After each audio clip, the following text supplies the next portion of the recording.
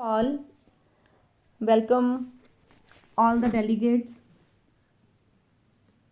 आप सभी डॉक्टर्स का इस पाठक रेपर्टरी ग्रुप में स्वागत है। तो आज हम ये एक नया ग्रुप शुरू करने जा रहे हैं जिसमें हम पाठक रेपर्टरी और बोरिक रेपर्टरी के रिगार्डिंग स्टडी करेंगे। तो ये रेपर्टरी की स्टडी करने से पहले मैं आप लोगों से कुछ डिस्कस करना चाहती हूँ। एक चिकित्सक के पास, एक डॉक्टर के पास कोई भी रोगी क्यों आता है, क्या उम्मीद लेके आता है? तो नेचुरल सी बात है कि वो स्वास्थ्य लाभ के लिए ही आता है। उसको अपने स्वास्थ्य की चिंता होती है, उसकी रक्षा के लिए वो आपके पास और अपने रोग को ठीक करवाने के लिए ही एक चिकित्सक के पास रोगी पहुंचता है। तो किसी भी रोगी की रोग का निदान करने के लिए, उसको स्वास्थ्य प्रदान करने के लिए जो मेन सूत्र हैं वो 4 सूत्र होते हैं। वैसे तो हमारी जो होम्योपैथी है ये अंग्रेजों के शासनकाल से चल रही है, लेकिन इसका जो इतना विकास है वो उस टाइम पे नहीं हुआ, लेकिन धीरे धीरे अब आज की डेट में तो ये बहुत ज़्यादा आगे बढ़ गई है। तो जब हम किसी भी रोगी को रोग उन्मुक्त करना होता है तो उसको ठीक करने के लिए 4 सूत्र बताए गए हैं। सबसे पहला सूत्र जो है वो है योग्य चिकित्सक का होना। अगर चिकित्सक अच्छा है, योग्य है, उसको मटीरिया मेडिका की पूरी नॉलेज है, उसको रेपर्टरी की पूरी नॉलेज है, तो वो रोगी को ठीक करने में सक्षम होता है। दूसरा जो सूत्र है वो सूत्र है योग्य औषधि। किसी भी रोगी को ठीक करने के लिए औषधि का सबसे महत्वपूर्ण योगदान रहता है।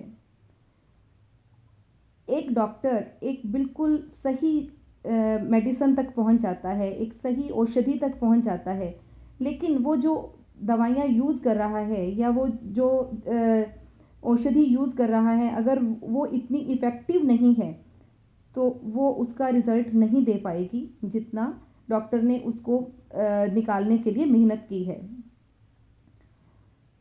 तो तीसरा जो सूत्र है वो सूत्र है योग्य रोगी। जितना ज़रूरी एक चिकित्सक का योग्य होना है उतना ही ज़रूरी एक रोगी का योग्य होना भी है। क्योंकि अब आप बताइए कि ऐसा क्यों, रोगी क्यों योग्य होना चाहिए?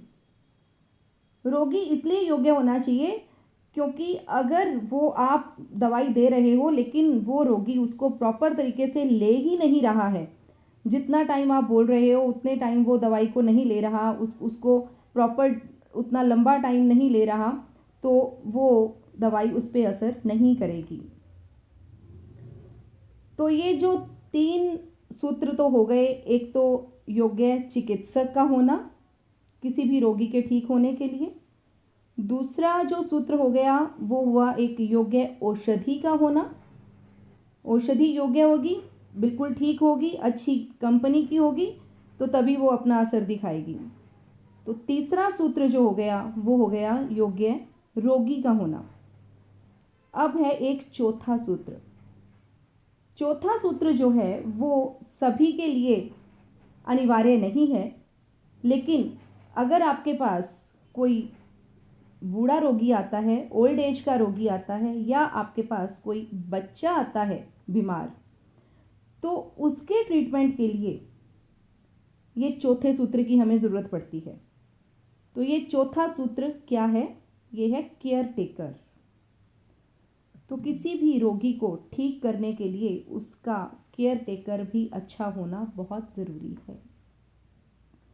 तो जब तक ये 4 सूत्र हम अपने उसमें नहीं प्रॉपर तरीके से लागू करेंगे तो तब तक हम किसी भी रोगी को पूरी तरह से ठीक नहीं कर पाएंगे। तो मैंने ये अभी आपको सिर्फ हिंट्स दिए हैं इन 4 चीज़ों के, कि ये 4 सूत्र हैं: योग्य चिकित्सक, योग्य औषधि, योग्य रोगी और ओल्ड एज और चिल्ड्रन के लिए एक प्रॉपर केयर टेकर का होना। अब इन चीज़ों को और भी ज़्यादा इलेबोरेट करके आपको डॉक्टर विद्यासागर अभी बताएंगे। हेलो माय डियर फ्रेंड्स, कैसे हो आप लोग सब? अरे यार कोई फ़ोटो नहीं आ रही है। हेलो सभी मित्रों को शिवरात्रि की पूर्व संध्या पर बहुत बहुत शुभकामनाएं। और मैं आशा करता हूं कि भगवान भोलेनाथ की कृपा से हम लोगों ने जो ये मिशन शुरू किया है तो इसका जो रिजल्ट है वो आपकी एक्सपेक्टेशन पर 100% पूरा उतरने वाला है। आशा नहीं करता। हाँ, मेरे को यार सारे बंदों की दिखा रहे। कोई यार मैडम नहीं आई आज? कोई आए हैं मैडम, आए हैं। ठीक है, आ गए। वो मेरे एक स्टूडेंट थी, वो डॉक्टर सुनीता, वो उन्होंने ज्वाइन। डॉक्टर सुनीता आप हो? हेलो, है चलो ठीक है। अच्छा, डॉक्टर साहब ने, डॉक्टर रंजू ने आपको कुछ चीज़ें बताई हैं। अपने ऑडियो म्यूट कर लें आप प्लीज़ ज़रा। अब मेरी बारी है। अक्षिता,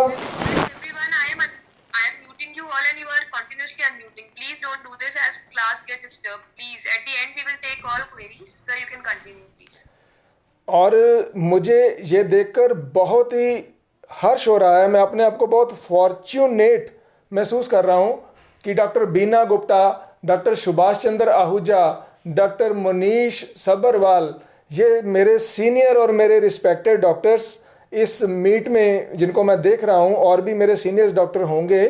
तो डॉक्टर साहब प्लीज़ ब्लेस मी, मुझे आशीर्वाद दीजिए कि मैं जो करवाना चाहता हूँ, वो कन्वे करवाना चाहता हूँ, वो सक्सेसफुली करवा पाऊँ आपको।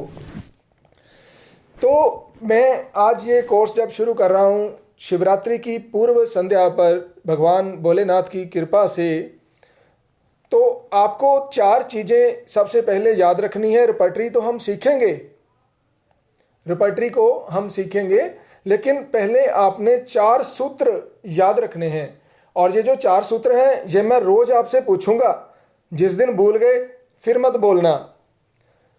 किसी भी रोगी को ठीक करने के लिए हमें 4 सूत्र बेसिकली ध्यान रखने चाहिए।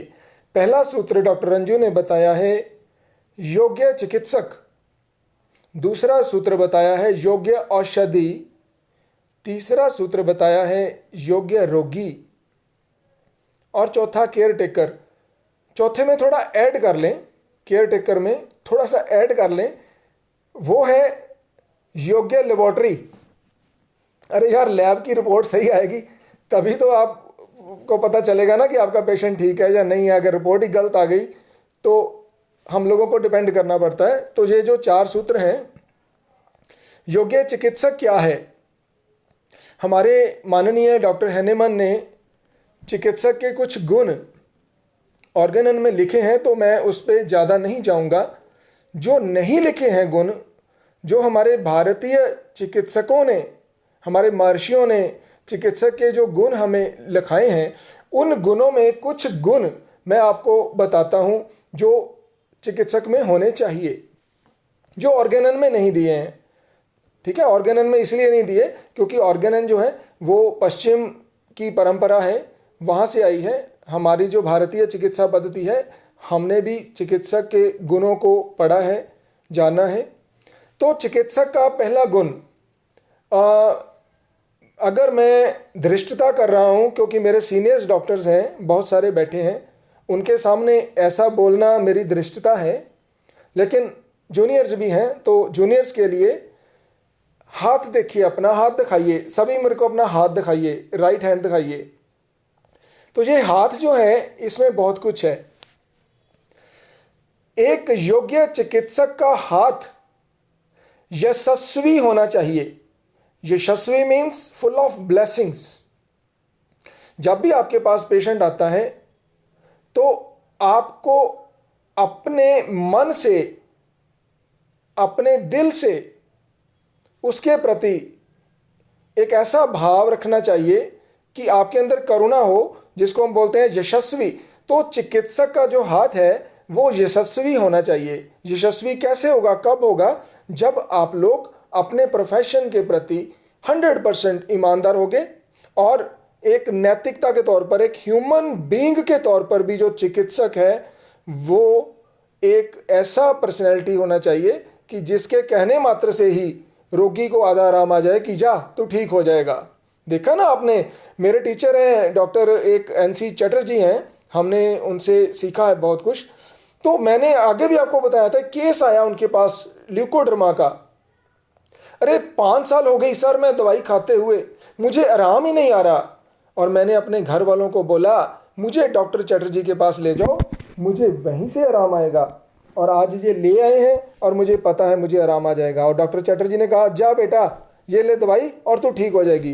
एंड आपको ये जानकर हैरानी होगी कि सर ने दिया ही कुछ नहीं, प्लेसिबो, ओनली स्वीट पिल्स। और उसके रिजल्ट जब हमने देखे तो वो वाकई में वो केस जो था वो ठीक हुआ था। तो चिकित्सक एक जो है उसके अंदर जो गुण है वो हमारे अंदर होने चाहिए, एक यशस्वी चिकित्सक होना चाहिए। और चिकित्सक को मटीरिया मेडिका की और रेपर्टरी की नॉलेज होनी चाहिए। आज का हमारा ये जो ग्रुप है ये एक अच्छे चिकित्सक के संबंध में आगे जो 2 पार्ट्स हैं वो है मटीरिया मेडिका और रेपर्टरी।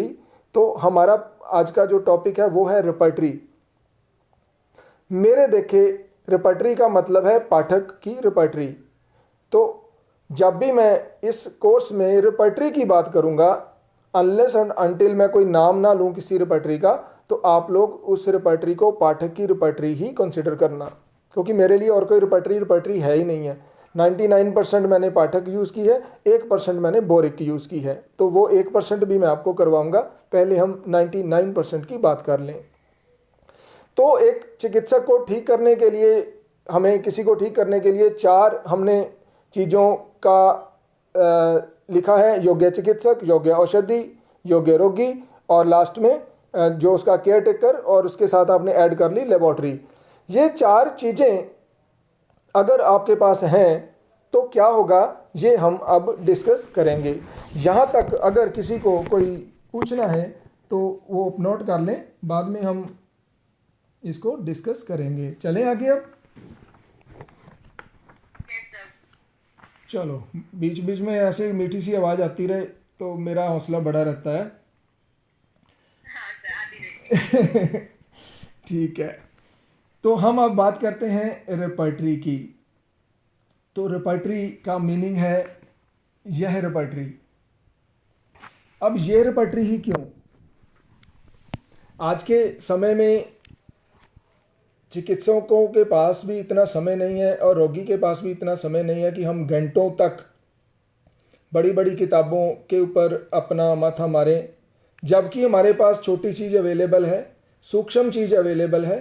और याद रखें, जो छोटी और सूक्ष्म चीज़ें होती हैं वो स्थूल चीज़ों से कहीं ज़्यादा कारागर होती हैं। ये आप लोग को पता है कि होम्योपैथिक दवाई जो स्थूल पोटेंसी में है, जो स्थूल अवस्था में है, तब इफेक्टिव नहीं होती। जब वो पोटेंटाइज हो जाती है, सूक्ष्म अवस्था में आ जाती है, तो वो ज़्यादा इफेक्टिव होती है। तो हमारी रेपर्टरी भी जो है ये एक सूक्ष्म रेपर्टरी है, तो इसलिए मैं छोटी रेपर्टरी का इस्तेमाल करता हूँ।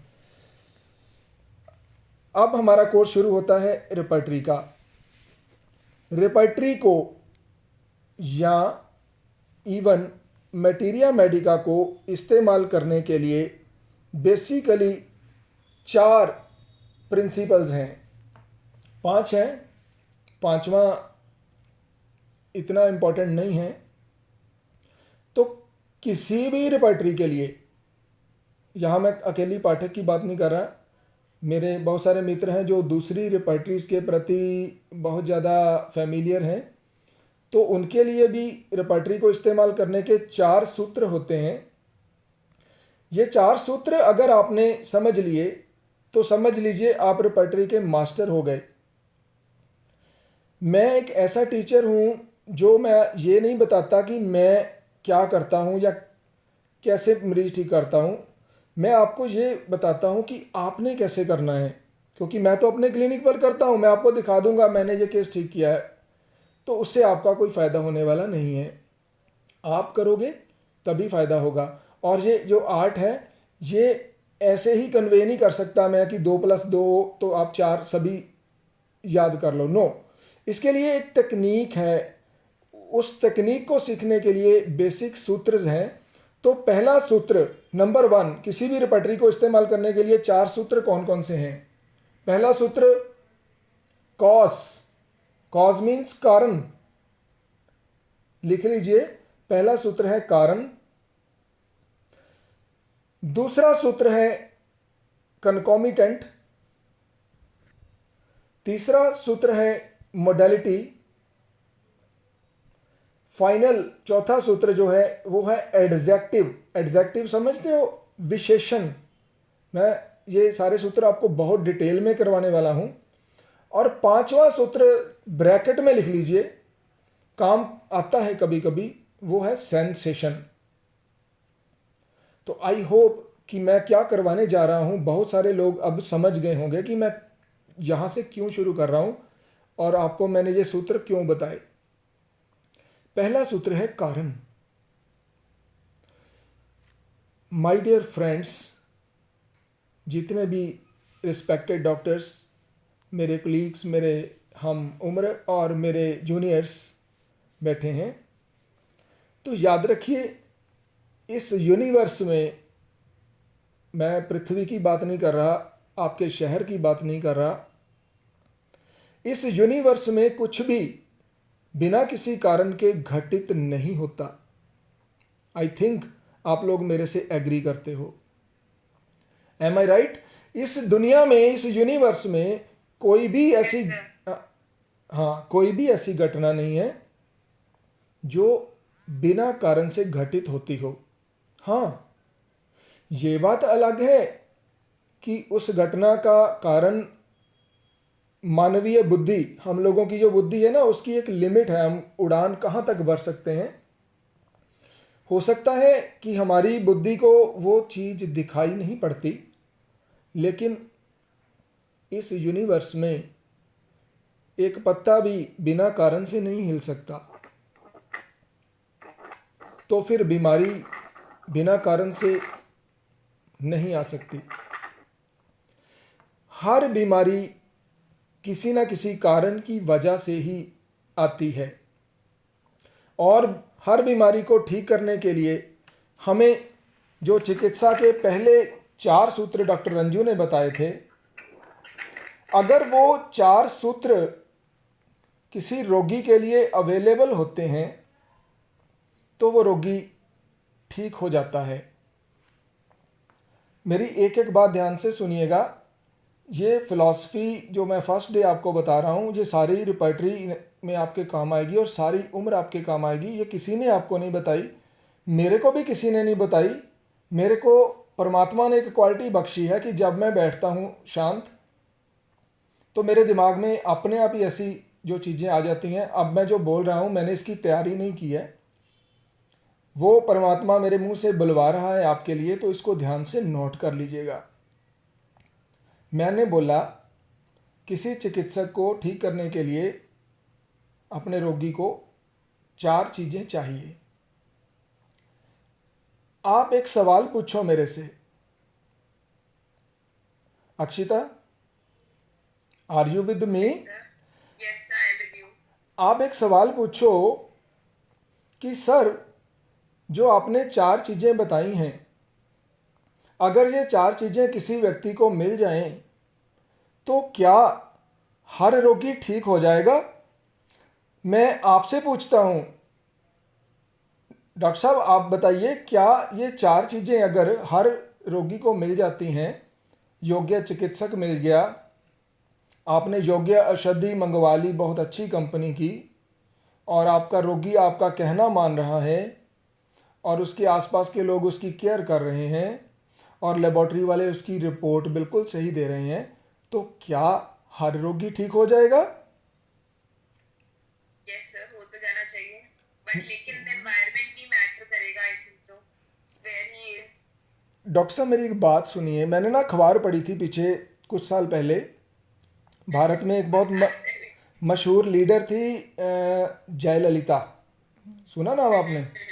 तो मैंने जब सुबह अखबार उसमें लिखा था कि योग्य चिकित्सकों के होते हुए, हर तरह की सुविधा होते हुए भी डॉक्टर उनको बचा नहीं सके, लिखा था ना। तो ये चार चीज़ें जब हमारे पास होती हैं, तो चार चीज़ें होने के बावजूद दो कारण होते हैं, ओनली टू रीजंस, कि रोगी ठीक नहीं होता। ये चार चीज़ें 100% अवेलेबल हैं, लेकिन रोगी ठीक नहीं होता। उसके दो कारण होते हैं। कोई भी चीज़ का कारण होता है, रोगी ठीक हो जाए उसका भी कारण होता है, और रोगी सारा कुछ होते हुए भी नहीं ठीक हो उसका भी कारण होता है। पहला कारण, जिसकी आयु पूरी हो चुकी है। फर्स्ट रीजन कि रोगी क्यों ठीक नहीं हुआ, वो क्यों मर गया। तो everybody in this world is born to die, ये हम लोग जानते हैं। तो जिसकी आयु पूरी हो चुकी है उसके लिए ये चार सूत्र, ये चार चीज़ें खत्म है, वो पेशेंट जाने वाला है। दूसरा क्या कारण है? पैथोलॉजिकल। अरे यार, मॉडर्न को भी बीच में मत लाओ, ओके। मेरी बात सुनो। दूसरा क्या कारण है? कुछ रोगी अब मेरी बात फॉलो करोगे। जो मैं बात कर रहा हूँ ना, ये थोड़ी सी स्पिरिचुअलिटी की तरफ, भारतीय चिकित्सा पद्धति से हम लोगों ने सीखी है। जिसकी आयु पूरी हो चुकी है वो जाने वाला है। दूसरा कारण है हमारे कर्मास। हमारे कर्मास, हम जो करते हैं, जो कर चुके हैं, पूर्व जन्म के कर्म भी लगा लो। हो सकता है आप लोग मेरे से एग्री ना हो, लेकिन जब तक मैं पूरा लेक्चर ना दूं, आप कोई भी ओपिनियन मत बनाना। हमारे कर्मास एक बहुत बड़ी ऑब्स्टेकल है हमारी रिकवरी में, हमारे क्योर होने में। तो ये चार चीज़ें अवेलेबल होने के बावजूद भी जब रोगी ठीक नहीं होता, तो उसके ये दो कारण होते हैं, रोगी के कर्मस या उसकी आयु पूरी हो चुकी हो। मैंने एक बुक लिखी, बड़े लोगों के पास वो बुक है। उस बुक का नाम है माई एक्सपीरियंसेस विद स्मॉल रिपर्टरीज। उस बुक में मैंने एक बात मेंशन की है कि कई रोगी ऐसे होते हैं जो ठीक होना ही नहीं चाहते, या प्रकृति यूनिवर्स, आप परमात्मा बोल दो उसको या प्रकृति बोल दो, या प्रकृति नहीं चाहती कि वो ठीक हो। ऐसे लोग क्या करते हैं, मैंने देखा है, मैं बेस्ट औषधि देता हूं और उनको फर्क भी होता है। वो आके बोलते हैं, डॉक्टर साहब आपकी दवाई मुझे सूट नहीं कर रही, मुझे गर्मी हो गई आपकी दवाई से, मैंने छोड़ दी। अरे यार, दवाई से गर्मी हो गई, सूत नहीं कर रही, और बड़े बड़े रोग गिना देते हैं, जब से आपकी दवाई शुरू की तब से तो ये हो गया, वो हो गया, ये हो गया। तो इट मीन्स कि वो रोगी ठीक नहीं होना चाहता या प्रकृति उसे ठीक नहीं करना चाहती। लेकिन मेरे प्रिय मित्रों, यहां पर भी होम्योपैथी ने हमें औषधि दी है, हायोसाइमस की ये स्टेट है कि रोगी वहम कर जाता है दवाई का। हायोसाइमस मैंने अपने पास ही रखी हुई है। हायोसाइमस, बाकी डिस्पेंसरी जो मेरी अलग है, दवाई वहां से बन के आती है सभी मरीजों की। हायोसाइमस मेरे पास रखी होती है, क्योंकि जहां वहम होता है पेशेंट को, तो हमारे पास वहां तक की भी औषधि है। होम्योपैथी प्रकृति से भी टकराने की क्षमता रखती है कि ये रोगी ठीक नहीं होना चाहता, ये वहम कर रहा है, ये आपकी दवाई पर शक कर रहा है।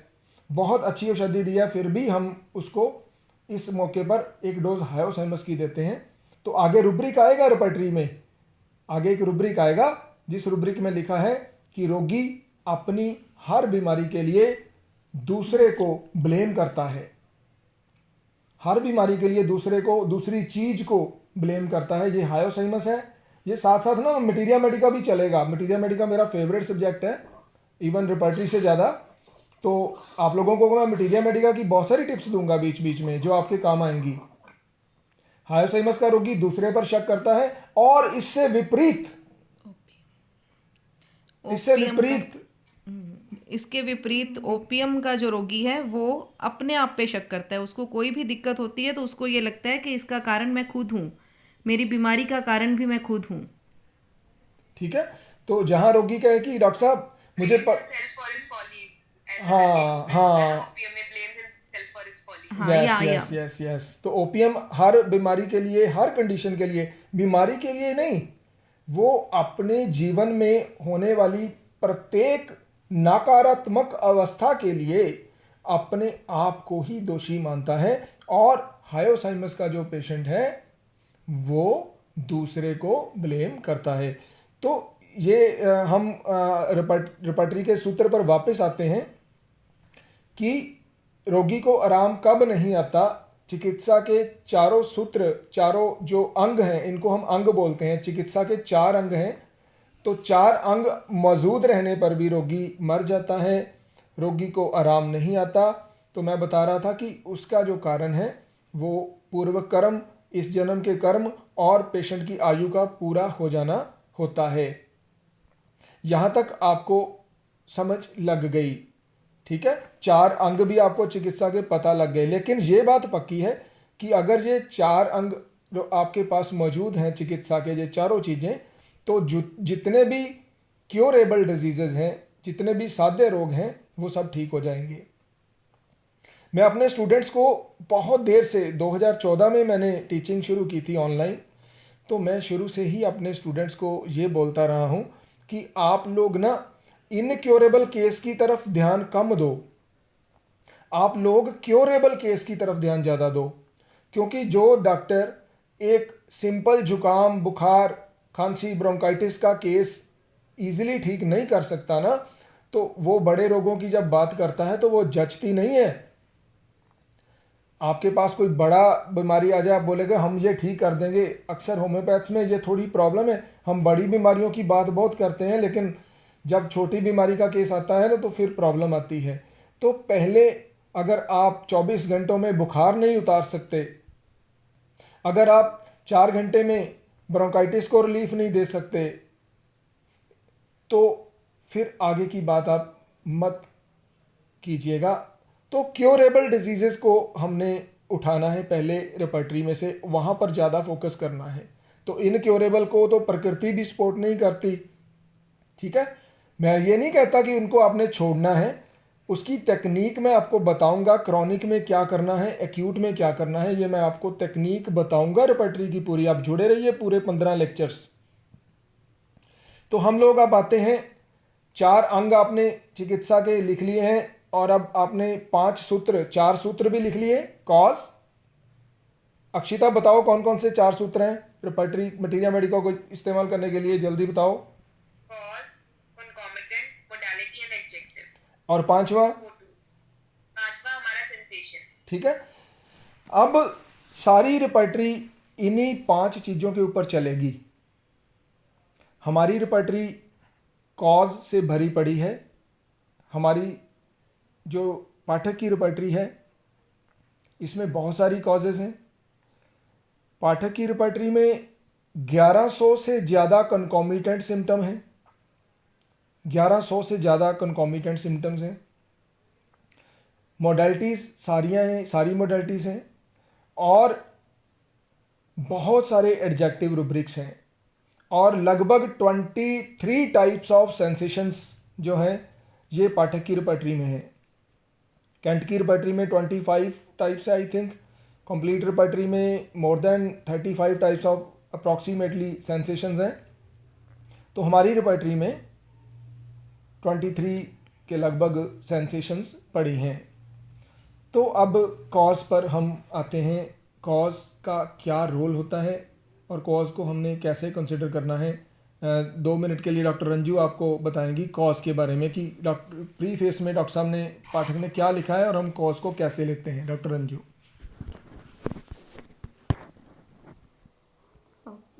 कोई भी जो बीमारी है, हमें जो भी प्रॉब्लम्स होती हैं उनके पीछे कोई ना कोई कारण रहता है। तो जब तक हमने जब भी रेपर्टरी को यूज़ करना है, तो डॉक्टर पाठक ने बताया है कि अगर आपको कॉज मिल रहा है तो आप उसको कभी भी मत छोड़िएगा। जब भी आप केस टेकिंग करते हो तो उसमें अगर आपको कॉज मिल रहा है तो उसको आप अपना प्राइमरी रूब्रिक रख के चलें।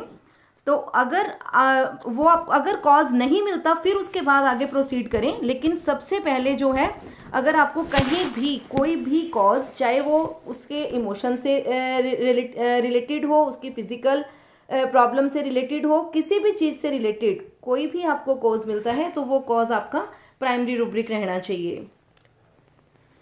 थोड़ा फास्ट हो गया, डॉक्टर साहब ने एक अक्षर यूज़ कर दिया, primary rubric.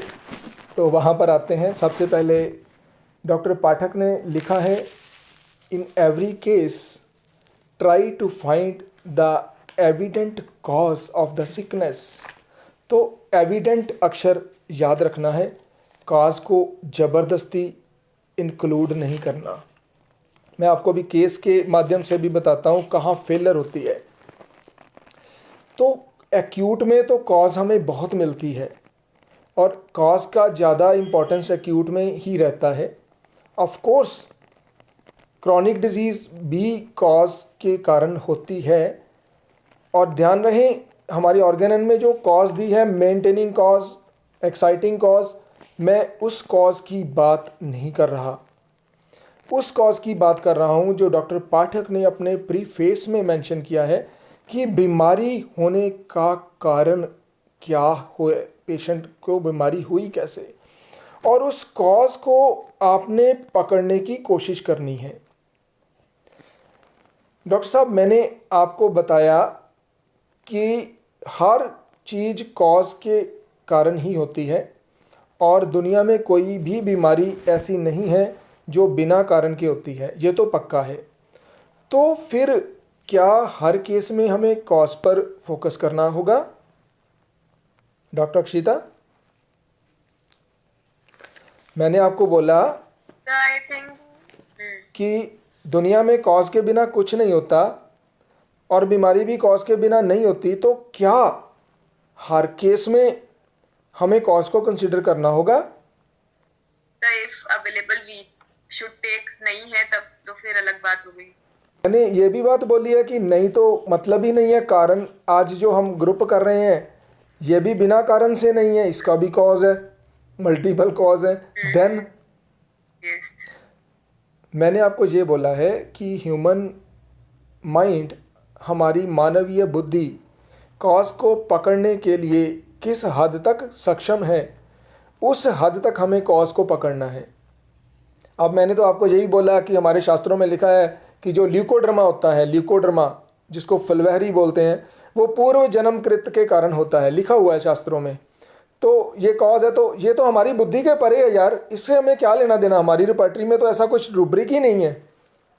You follow my point. जो कॉज एविडेंट है, डॉक्टर पाठक ने लिखा है एविडेंट कॉज, पक्का 100% डॉक्टर साहब विद एविडेंस, उसको हमने कंसिडर करना है। समझ गए कॉज? अब मैं आपको एक केस, छोटा सा केस है, मैं बीच बीच में केस की सहायता लूँगा ताकि हम लोग आगे जो करेंगे तो आपको रूब्रिक्स भी कैसे हम यूज़ करते हैं पता चले। तो are you with me? Serious नहीं होना यार, यार थोड़ा सा आवाज़, हाँ थोड़े आवाज़ तो इन लोगों की करो यार, कोई हास्य मजाक करो तो बोर नहीं होते। डॉक्टर साहब? Yes sir. Okay okay okay okay okay okay यार, मैं कुछ और लोग कौन कौन से हैं मेरे Doctor साथ? sir, very nice. We are really enjoying it. Very good. Doctor Prajakta Lunawat. और डॉक्टर साहब कैसे हो? बढ़िया। जाकिर, बढ़िया हूँ sir. Zakir Ahmed Siddiqui. Hello doctor साहब, अस्सलाम वालेकुम, ऐसे ही बोलते हैं ना? चलो, मेरे पास ना एक, ये अमीनुल हुसैन ये कुछ बोलना चाहते हैं, yes sure sure sure sure. पता नहीं है, अनम्यूट नहीं कर रहे हैं, सर यू कैन कंटिन्यू। चलो, मेरे पास लगभग 60 ईयर ओल्ड एक मैन अपनी दवाई लेने के लिए आए थे, तो किसी होम्योपैथ से इनकी दवाई ऑलरेडी काफ़ी देर से चल रही थी और बड़ी रिपोर्ट्स वगैरह लेकर आए, डॉक्टर साहब मुझे एक प्रॉब्लम है कि मेरा गला ख़राब है। ख़राब इन द सेंस कि गले में कुछ अटका हुआ महसूस होता है। तो डॉक्टर ने एंडोस्कोपी की और उन्होंने बोला तेरे पेट में अल्सर है। तो अटका तो यहाँ महसूस होता है, अल्सर डॉक्टर ने वहाँ बता दिया, अल्सर की ट्रीटमेंट शुरू कर दी। क्योंकि एलोपैथ्स हैं, उनको गले में कुछ अटका हुआ है, उसको कोई दिखाई नहीं देता, तो जो दिखाई नहीं देता उनको वो मानते नहीं हैं। तो दैट वाज द केस। तो हम लोगों की जो केस टेकिंग टेक्निक है ना, वो सिंपल है। हमारे सामने जितनी चीज़ परोसी जाती है ना, पेशेंट जो बोलता है हम ज़्यादा नहीं जाते। मैंने उनको पूछा कि ये तकलीफ़ आपको कब से है और कैसे शुरू हुई, ठीक है, क्योंकि हमने कॉज तो देखनी है ना। तो कैसे है, कब से शुरू हुई। तो वो एक पल के लिए चुप हो गया। डॉक्टर साहब, उसने बोला कि 2020 में फरवरी में उसकी वाइफ की डेथ हो गई। तो उसके बाद कोरोना इत्यादि शुरू हो गया, तो मेरे ये प्रॉब्लम उसके बाद से शुरू हो गई। वाइफ की डेथ के बाद स्पेशली ये दिक्कत मेरे को हुई है। तो इस केस में मेरे पास एविडेंट कॉज थी। अब आप लोग अपने माइक थोड़े अनम्यूट कीजिए और मुझे ये बताइए, लिख के भेज दीजिए कि ये केस में सबसे इम्पॉर्टेंट चीज़ क्या थी। बस ये दो चीज़ें थी, एक उसकी वाइफ की डेथ हुई थी, उसके बाद तकलीफ शुरू हुई, और दूसरे उसके गले में लंप था। Grief. Very good. From grief. Ailment from grief. Akshita, Sensation of lump in throat. आप क्या बोलते हो अक्षिता? आप Sensation of lump in throat and grief. और डॉक्टर प्रजाक्ता लुनावत, आप तो मेरी पुरानी स्टूडेंट हो यार, आप तो सही बोल दोगे। बस ठीक है, समझ गया। आपकी कॉज भी मेरे को पता चल गई। अब Inability to express. Yes. Aarti Cannot प्रभ, express. Finds it difficult to express. Words are kind of right stuck down up. कर दो सारे जो या वो कुछ लिखना अटका चाहते हुआ है हैं। गले में. चलो He cannot express. अब 1 मिनट के लिए म्यूट करो। अब मैं बताता हूँ कि हम कैसे प्रोसीड करते हैं इस ऐसी चीज़ों को। आप लोगों ने जवाब दिया है ग्रीफ, सौरो, ग्रीफ। लेकिन डॉक्टर साहब एक बात याद रखना और इसको पल्ले बांध लेना पक्का, जो रुब्रिक आप पेशेंट में लगा रहे हो, उस रुब्रिक का जो भाव है वो पेशेंट के चेहरे पर, उसके एक्सप्रेशंस पर अगर दिखाई नहीं देता तो वो रुब्रिक एक मैकेनिकल रुब्रिक होगा और आपको सक्सेस नहीं मिलेगी। उस लेडी के लिए ये 2 रुब्रिक ही लगाए थे और मेरे ही किसी स्टूडेंट ने लगाए थे, मेरी ही फेलर थी, क्योंकि मेरा स्टूडेंट जब ऐसा करेगा तो फेल तो भैया मैं ही हूँगा। और उसको इग्निशिया दी थी, उसको कोई फ़र्क नहीं था। अब आप मेरे एक्सप्रेशन देखिए, मान लीजिए मैं वो बंदा हूँ, तो मैं आपको बोल रहा हूँ कि डॉक्टर साहब 2020 में फरवरी में मेरी वाइफ की डेथ हो गई थी। यार आप गुस्सा मत करना, आपके बारे में कोई बात नहीं हो रही, मैं अपना एक्सप्रेशन दे रहा हूँ, बाद में लड़ाई वाला काम ना होना चाहिए। Do it. और इसको ब्लेस कीजिए डॉक्टर साहब लंबी आयु के लिए। तो 2020 में मेरे वाइफ की डेथ हो गई थी, मेरी नहीं उस पेशेंट की। उसके बाद से मेरे ये दिक्कत शुरू हुई है। तो ये जो मेरे एक्सप्रेशन है, चलो इसमें मैं जॉकिंग में आ कोई गया। फर्क ही नहीं है. हाँ, मेरे को तो कोई फ़र्क नहीं पड़ा। नहीं, उसको पड़ा था। अरे उसको हाँ, वो जैसे आपने बताया, No फिर ऐसे expression. उसने लगा कि एक्सप्रेशन No में ऐसा कुछ expression. है ही नहीं कि जैसे कि बस मेरी वाइफ की डेथ हुई 2020 में, he is not expressing any sadness. हाँ, मैंने उसको पूछा, जब हम लोग क्लियर नहीं होते, तो ये आवाज़ बड़ी सुंदर आ रही थी, ये किसकी है? डॉगी की अच्छा, ठीक है, बंद करो जरा इसको। मैंने उसको पूछा कि जब आपकी वाइफ की डेथ हुई उसके बाद आपको क्या महसूस हुआ? बस मैंने एक ही क्वेश्चन पूछा, नथिंग एल्स, और उसको मैंने लाइकोपोडियम दी। उसने बोला, डॉक्टर साहब आप समझ सकते हो, इतने सालों से हम इकट्ठे रहे हैं, अब इस उम्र में जब वो छोड़ के चली गई तो मेरे को डॉक्टर साहब अकेलापन महसूस हुआ। आप सब लोगों के पास रिपर्टरी है, रिपर्टरी खोलिए।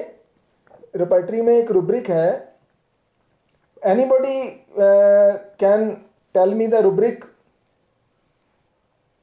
अनम्यूट कीजिए, थोड़ा सा देखिए कोई रुब्रिक बताता है। आप लोग भी चैट में लिख दीजिए कौन सा रुब्रिक है। वो उसको मिस कर रहा है अपनी वाइफ को। लोनलीनेस एक आया इनपुट, और बताइए और कौन सा रुब्रिक है?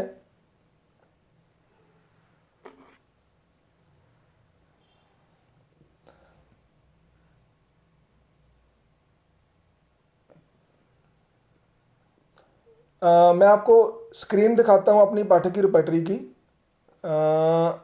शायद आपको दिखाई दे, रुब्रिक दिखाई रीडेबल है, देखना इधर। नो सर, आप पेज सर पेज हाँ सर, पेज नंबर बता दीजिए। सर नहीं समझ में आ रहा है सर, आप पेज नंबर बताइए। जो मेरे पास एडिशन है, नया एडिशन रिपर्टरी का, उसमें पेज नंबर है 310। इसमें पी फॉर पैरेट वाले सीरीज चल रही है रुब्रिक की। चलो Yes, यहाँ sir, से हमारे देख पास के बता दो। 310 पे पैरेट वाली सीरीज है। अब ये रुब्रिक क्या है पेज, सर? ये पेज चेक करके बता दीजिए कौन सा रुब्रिक होगा। प्लेसेंटा? प्लेसेंटा रुब्रिक होगा? नहीं नहीं, मतलब यहाँ पे रुब्रिक टी में जो है, आप रुब्रिक मुझे बताओ, रुब्रिक ही नहीं। प्लेसेंटा के और भी रुब्रिक हैं इस पेज पे। इस पेज पे एक रुब्रिक है PINING। इसका मीनिंग देखो गूगल पर क्या है, और अक्षिता मुझे बताओ। हाँ, इसका मीनिंग बताओ क्या है। Pining for somebody means you're longing for somebody. It actually means that you're longing for somebody. If a person is not there with you, you're longing for them. हम उसकी कंपनी को हम मिस करते हैं। जी। तो this was the appropriate rubric. ये cause है, ये रुब्रिक जो है ये कॉज है, ये कारण है। सर प्लीज इस रुब्रिक को इलैबोरेट करना एक बार, पाइनिंग मतलब कैसे, थोड़ा सा। मेरे पास एक लेडी आई, उसका हमारे पंजाब में ना एक रिवाज है आजकल, सब कुछ होते हुए भी ना अपने बच्चों को बाहर भेज देते हैं कनाडा। यस सर, बहुत लोग हैं, है ना।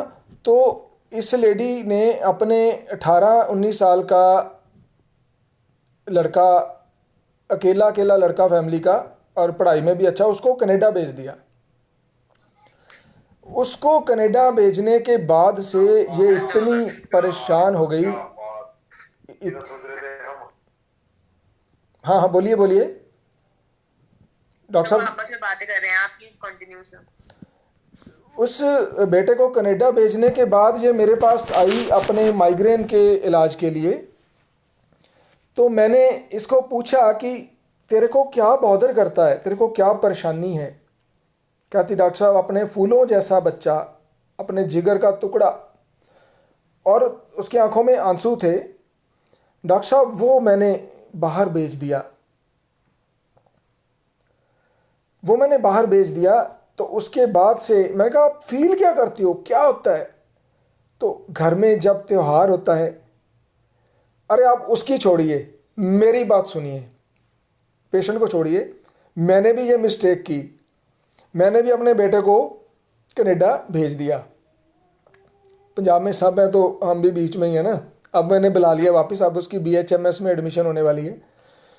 तो मैंने उसको कनाडा भेज दिया। वो लड़का दिसंबर में कनाडा गया, और जनवरी में हमारे पंजाब में सबसे पहला त्यौहार होता है साल का, वो होता है लोहड़ी का। सर्दी होती है ना, तो पंजाब में एक लोहड़ी फेस्टिवल होता है, लकड़ियाँ इकट्ठी करते हैं, जलाते हैं, सारे परिवार वाले बैठते हैं। तो आप लोग मानकर चलिए, जब बेटे के बाहर जाने के बाद फर्स्ट लोहड़ी का त्यौहार आया तो उसको याद करके आज भी आप मैडम की शक्ल देख सकते हो कि ये अब हंस रही है, वैसे अब हंस रही है, तब इसकी जो हालत थी ना, तो लकड़ियाँ आगे तो वो बेटा लकड़ियाँ लाता था 50-50 किलो, उस दिन 5 किलो भी लकड़ी नहीं आई।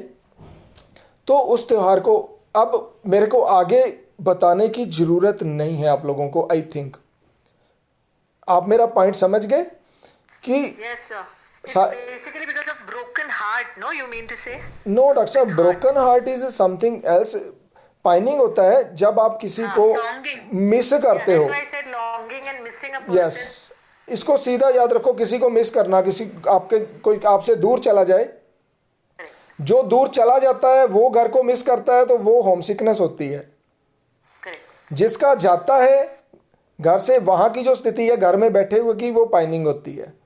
ये ऐसे हमें, मतलब हम अगर मिस कर रहे हैं किसी को तो हमारी स्थिति पाइनिंग हुई, जो गया है वो अगर सिक हो जाता है तो वो होम सिकनेस हुई। हाँ यस, वो होम सिकनेस हुई। पाइनिंग भी हो सकता है यदि वो एक पर्टिकुलर बंदे को मिस कर रहा है, लेकिन अगर वो अपने घर को मिस कर रहा है, अपने देश को मिस कर रहा है, अपनी भूमि को मिस कर रहा है, तो वो डेफिनेटली होम सिकनेस होगी। लेकिन हम उसके प्रति जो उसको मिस कर रहे हैं तो वो पाइनिंग होगी, क्योंकि हमारी वो होम सिक नहीं है, हम तो अपने घर में बैठे हैं। तो इस तरह से हम ये दोनों रूब्रिक्स को डिफरेंशिएट कर लेते हैं, याद रख लेते हैं। तो ग्रीफ का यहाँ कुछ लेना देना नहीं है। ग्रीफ क्या होती है, जब हम ग्रीफ करेंगे तो मैं आपको वो भी बता देता हूँ। तो ग्रीफ की बात चली है तो थोड़ा सा मैं आपको बताता हूँ कि ग्रीफ भी हम लोग कैसे गलत इस्तेमाल करते हैं। तो अगर मैं बीच में आपको केस बताता रहूँ तो क्या कोई प्रॉब्लम तो नहीं है, क्योंकि इसमें ये होगा कि आप बोलेंगे कि सर सिलेबस जो है वो स्लो हो रहा है, लेकिन मेरा पर्पस जो है वो आप तक वो पॉइंट कन्वी कराना है, वो नब्ज जो आपने पकड़नी है। तो मैं आगे रूब्रिक आगे चले जाए। एक केस मेरे दिमाग में अभी आ रहा है, ग्रीफ कहाँ फेलर होती है। चलो आस्था पाल, आपने बोला no sir please tell the case. एक केस मैं सुन रहा था, ये मेरा केस नहीं है, अभी कल परसों ही रंजू ने ना किसी डॉक्टर का जूम पे कहाँ पे था वो डॉक्टर का किसी ग्रुप में उन्होंने केस बताया कि एक लेडी जिसको बहुत सारी मल्टीपल प्रॉब्लम्स थी, वो दवाई लेने के लिए आई, तो उसने अपनी हिस्ट्री बताई कि जब उसकी शादी हुई तो उसका घरवाला किसी और के अफेयर में पड़ गया, तो उसी के चक्कर में इसको छोड़कर चला गया। इसको बहुत दुख हुआ, बहुत दुख हुआ। और ये जब केस दे रही थी तो उसकी शक्ल से दुख झलक रहा था। उसके बाद घरवाला छोड़ के चला गया, किसी ने इसकी बात नहीं पूछी। बहुत इंटरेस्टिंग केस था, किसी ने बात नहीं पूछी। अपने बेस पर टाइम निकाला, एक लड़का पैदा हुआ, लड़के को पढ़ाया लिखाया, और ग्रीफ थ्रू आउट लाइफ रही, किसी ने साथ नहीं दिया। जब वो लड़का 21 साल का हुआ, घर से बाहर गया मोटरसाइकिल पर, किसी व्हीकल से टक्कर हो गई, हेड इंजरी हुई और उस लड़के की अनफॉर्चुनेटली डेथ हो गई। तो उसके बाद से इसे बहुत सारी प्रॉब्लम्स थी, ये घर में अकेली थी। तो डॉक्टर साहब ने पूछा कि आप कैसे मैनेज करते हो, दिया पानी देना बेटा। तो इसने बोला मैं घर में किसी को आने नहीं देती, हम लोग ऊंची जाति के हैं, तो आसपास के लोग नीची जाति के हैं, तो हम लोग ये अलाउ नहीं, मेरा आत्मा अलाउ नहीं करती कि मैं उनको अपने घर पे बुलाऊं, उनसे काम करवाऊं, उनसे मैं पानी पीऊं। एक्चुअल में ये जो लेडी थी ये गांव में रहती थी। तो गांवों में जैसे कल्चर होता है कि अभी आज की डेट में भी बड़े और छोटे जात को लेके वो चलते हैं। तो इसके पास घर बहुत बड़ा था, तो काफ़ी मतलब 15-20 मरले में कहती मेरा घर है, और मैं सारा सार संभाल सारा कुछ मैं खुद करती हूँ। तो जब डॉक्टर साहब ने उससे पूछा कि भाई आप सारा कुछ खुद करते हो, आपको इतनी सारी प्रॉब्लम्स हैं, तो आप कुछ ना कुछ काम के लिए क्यों नहीं किसी को रख लेते। तो उसका ये कहना था कि डॉक्टर साहब ये ऐसा कैसे हो सकता है कि मैं किसी और को अपने घर में काम के लिए घुसने दूं। हम लोग तो ऊंची जात के हैं, तो हमारे यहाँ हम नीची जात के लोगों को अपने घर में नहीं घुसने दे सकते, ना ही हमें ये बर्दाश्त होता है कि भी हम किसी चीज़ को वो हमारी हाथ लगाएं। तो इसलिए मैं सारा काम अपने घर का खुद करती हूँ। और वैसे भी मेरे पास बहुत सारी प्रॉपर्टी है, बहुत बड़ा मेरा घर है, तो मतलब वो अपने चीज़ों को लेके, अपने घर को लेके बड़ा इलेबोरेट करके बोल रही थी कि मेरे पास ये इतना कुछ है। तो दैट वाज द केस। हम लोग केस सुनते हैं सभी डॉक्टर्स के, तो उन्होंने, वो बहुत काबिल डॉक्टर हैं, लेकिन उन्होंने जो केस निकाला उसके कम से कम उन्होंने 6-7 रुब्रिक लिए, और 6-7 रुब्रिक में 3-4 तो डेलूजन ले लिए, 3-4 उन्होंने डेलीरियम ले लिए, लेकिन मैंने सिर्फ 2 रुब्रिक लिए। 2 भी छोड़ो, एक ही रुब्रिक लिया मैंने। एक रुब्रिक है पाठक की रिपर्टरी में, वो है बेरीवमेंट। बेरीवमेंट होती है, ग्रीफ का ये एक पार्ट है बेरीवमेंट। अक्षिता, क्या होती है bereavement? Are you with me? Bereavement क्या होती है?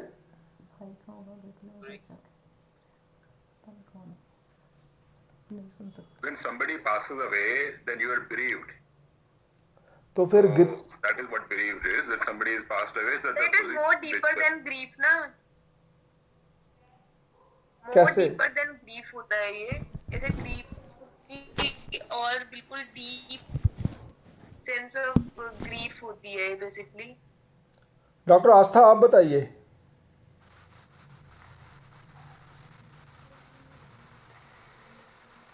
So it's a deprivation kind of. It's a deep loss when you're Period deprived of that's a- something. जो mourning period होता है, mourning period, that is a period of bereavement। चलो, आपने बहुत अच्छा बताया, इसको थोड़ा सा मैं समझाता हूँ आपको। ये बेरीवमेंट जो अक्षर है ना, ये एक रिचुअल है। रिचुअल क्या होता है पता आपको? रिचुअल होता है रवाज। ये इंग्लिश का अक्षर है, ये रवाज होता है, रीति रिवाज होते हैं। तो दुनिया में जितने भी कम्युनिटीज़ हैं, ह्यूमन कम्युनिटीज़ हैं, जितने भी तरह के लोग रहते हैं, तो हर कम्युनिटी का एक रिवाज होता है। जब घर में कोई मेंबर चला जाता है, डेथ हो जाती है किसी की, तो उसके बाद एक शोक का पीरियड रहता है।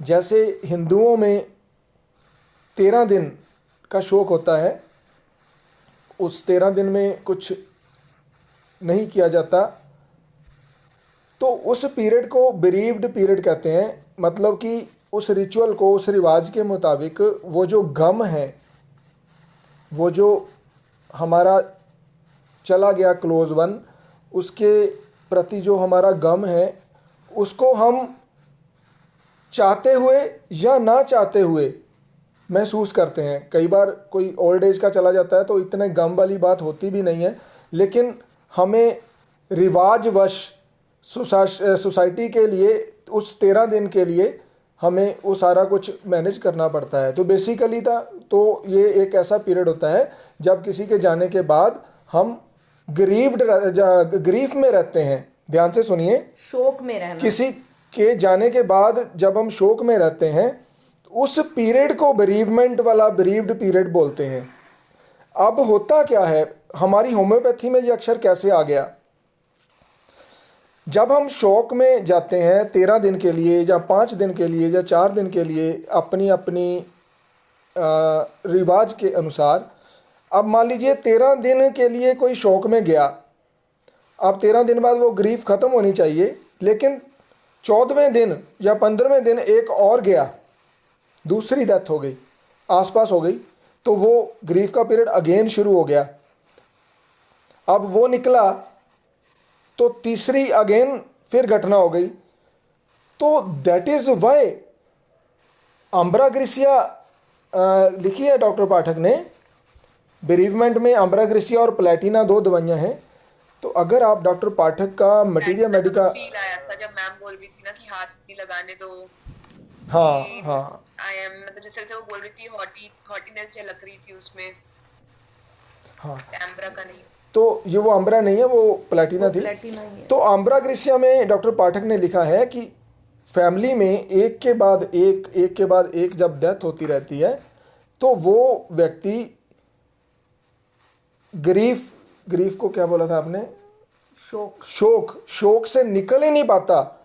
जब भी कोई व्यक्ति अपने जीवन में ताउम्र शोक में ही रहता है, ग्रीफ तो एक अवस्था होती है, इतनी अवस्था है, 13-14 दिन की ग्रीफ है, तो उसके बाद इंसान निकल जाता है। लेकिन तकलीफ शुरू होती है तो एलिमेंट्स तो हम लेते हैं कि तब से है, लेकिन भैया वो आज भी है, आपके सामने बैठा है और उसे आज भी लगता है कि मेरे परिवार में उस व्यक्ति की डेथ हुई थी, उसके बाद से मेरे को परेशानी है, और वो आज भी उतना ही सैड है, आज भी वो रोटी नहीं खाता।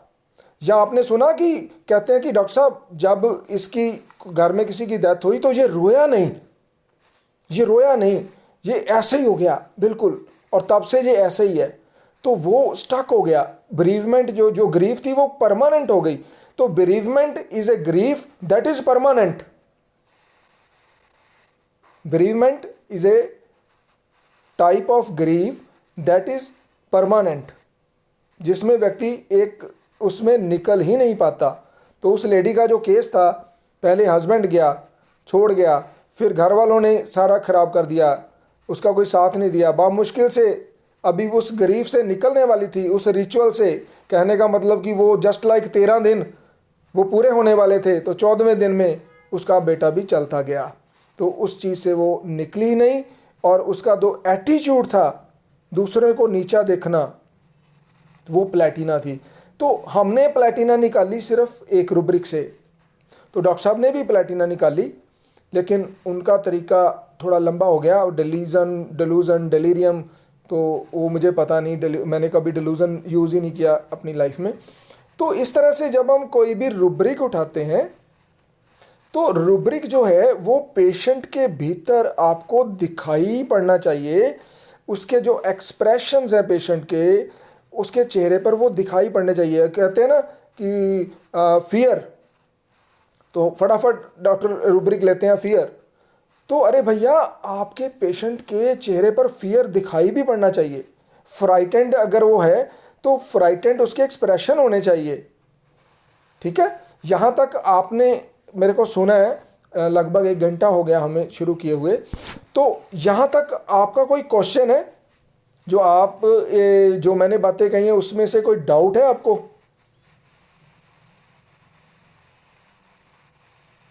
एनीबॉडी? एक ने पूछा है लॉन्गिंग डिजायर कैसे हम डिफरेंशिएट करेंगे। बेटा क्वेश्चन आपने वही पूछना है जो इस रेपर्टरी में है, क्योंकि मेरे को दूजी का पता नहीं है। तो ये रेपर्टरी में भी सर लॉन्गिंग करके रुब्रिक है, लेकिन उसको देखते हैं तो फिर क्रॉस रेफरेंस में क्रेविंग्स आ जाती है। डॉक्टर साहब ऐसा है, जो चीज़ हम जिस टाइम पे स्टडी कर रहे हैं ना, अगर हम उससे रिलेटेड क्वेश्चंस करेंगे तो मेरे ख्याल में हमें ज़्यादा बेनिफिट रहेगा। वैसे तो हम सारे के सारे रुब्रिक्स मेन तो करेंगे ही, लेकिन इस टाइम हम जो पढ़ रहे हैं उससे रिलेटेड आप क्वेश्चंस पूछिए तो वो आपको भी बेनिफिट रहेगा और बाकियों को भी अच्छा लगेगा। लॉन्गिंग किस पेज पर है बताइएगा जरा। लॉन्गिंग किस पेज पे है आप बताइए। It's on page 248. 248। डॉक्टर साहब लॉन्गिंग होता है किसी चीज़ की इच्छा होना। इच्छा, desire. हाँ ये यहाँ पर इसका मतलब जो है वो किसी चीज़ के प्रति उसकी उत्सुकता है। ये लॉन्जिंग का मतलब किसी चीज़ की उत्सुकता है। और पूछिए कोई क्वेश्चन। Hello sir. हेलो। हाँ सर, आपने जो लाइकोपोडियम का केस बताया था, लोनलीनेस, इसमें आपने रुब्रिक लिया था, मीन सॉरी कोपाइनिंग वाला रुब्रिक लिया था, PINING। तो सर उसमें जो बाकी के रेमेडीज है जैसे ऑरम, डॉक्टर साहब ये जो लंप है ना, लंपी इफेक्ट्स देखिए रुब्रिक आप।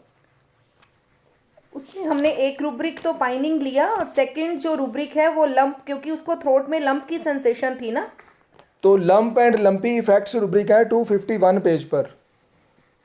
तो दूसरा रुब्रिक हमने वो कंसिडर किया था, क्योंकि फिजिकल स्टेट थोड़ी छोड़नी है पेशेंट को। जो चीफ कंप्लेंट है ना वो आपने नहीं छोड़नी इस रेपर्टरी में, चीफ कंप्लेंट ठीक होनी चाहिए।